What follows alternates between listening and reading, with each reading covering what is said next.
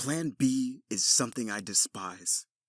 When you start doubting yourself, it's quite hazardous because you're effectively saying, if my strategy doesn't work, I have a backup plan, a plan B.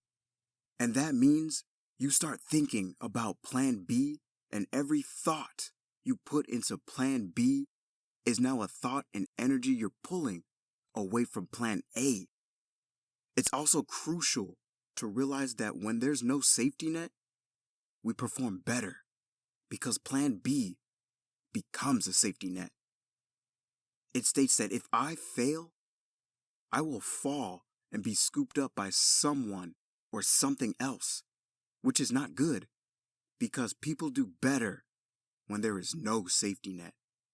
If you don't have a plan B, you'll perform better in sports and everything else.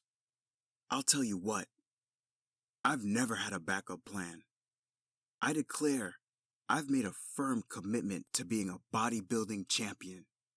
I've made it clear that I'm going to be in America. I've made a firm promise to myself that I'm going to get into show business and be a leading guy.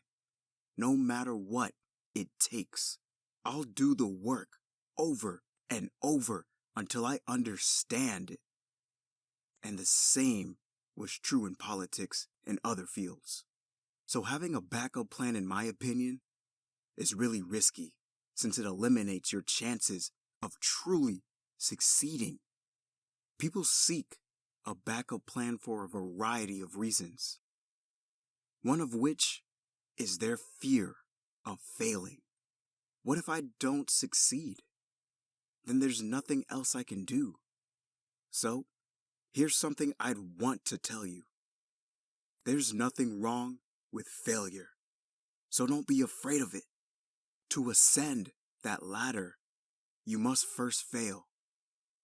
There is no one who is unaffected by failure. When they remarked, "You're unbelievable," Michael Jordan said in one of his interviews, "Well, you just highlighted the successes," he replies. But it claimed that for me to become the greatest basketball player, I missed 9,000 shots while playing basketball at NBA games. So he missed 9,000 shots throughout these games where he was so good. Is he a failure as a result? No. He's one of the best basketball players of all time. But he's also one of the most unsuccessful. Do you see what I mean? We all make mistakes. It's all right. It is not acceptable that when you fail, you remain down. Winners will fail and get up while losers will stay down. If you fail, get back up. If you fail, get back up. You're always on the move.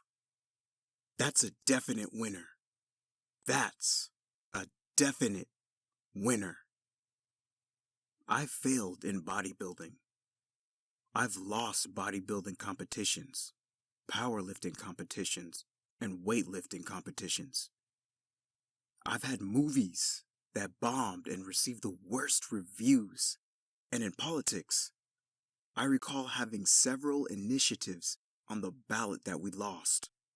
My approval rating in California dropped to 28%, then climbed back to 35%, and they won the governmentship again.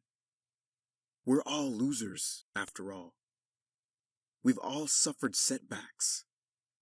This is fine, and it's why I say, don't be concerned about losing because fear of losing causes you to freeze. You stiffen up. You're not at ease.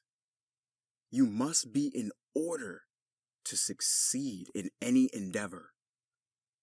It only happens when you relax, whether it's in boxing, at work, or while you're thinking. So relax. It's fine to make mistakes. Let's just go for broke and give it everything we've got. It's all about that. Therefore, don't be afraid to fail. This is one of my 6 success principles. You can only feel full as a person if you consider what you can do for a fellow member who may require assistance. Everyone seemed to have a different motivation to me. Why did you get involved with that? As an immigrant to America, I witnessed firsthand how America was the most kind country on the planet. They welcomed me with wide arms, offered me assistance, and invited me to Thanksgiving dinner. The bodybuilders were the ones that brought me into the gym. I had no blades, silverware, bedware, pillows, blankets, TV, radio, or anything else in my place. They delivered it to my residence. They were of assistance to me. I've seen this kindness directly in America, and I told myself, as an immigrant who is being hugged by old moms, I need to go and make sure that I give something back. What can I do as a bodybuilder? Then I discovered that when those Special Olympics came around, I could assist and train Special Olympians. So we began participating in Special Olympics, and before long, I offered to them that they begin powerlifting in Special Olympics, to have deadlifts that were safe to do, and bench presses that were safe to do, and powerlifting became the #1 sport in the Special Olympics. They always have a filled auditorium of 5,000 people, and I became the national and world Special Olympics trainer. And let me tell you, it felt fantastic. I felt better than if I had won a bodybuilding contest. Coming to one of their contests and seeing 100 of them athletes participating in powerlifting from all over the world and feeling joyful, included, and equal to the rest of us. I believe that we all benefit from someone's assistance on a daily basis. That's why I stated earlier, there is no such thing as a self-made guy. I mean, you're born and you need your parents to raise you and your teachers to teach you. You need your coaches to do sports. And so when I think back of the people who helped me, one person in particular comes to mind.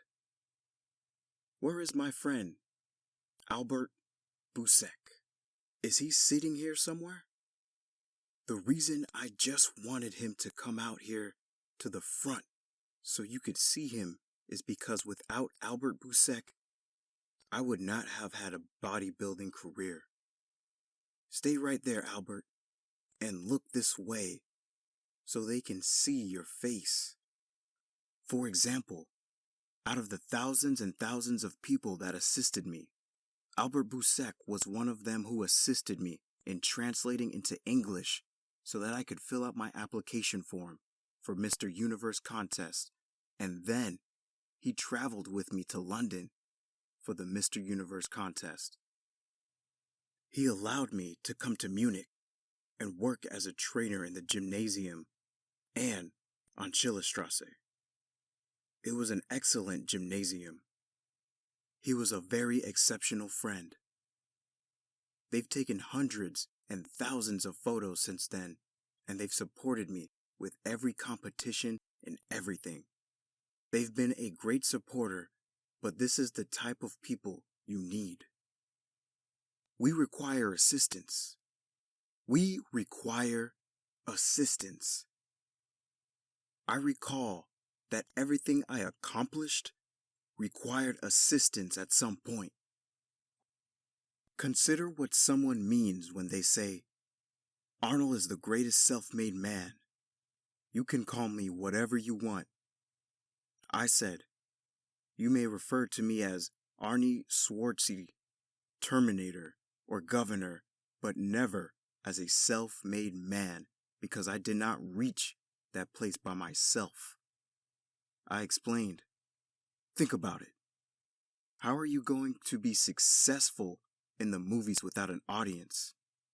The people who came to see the movie are the only ones who make you successful in the film.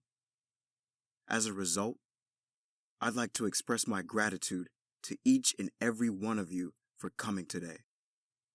You are the ones who are building a name for themselves.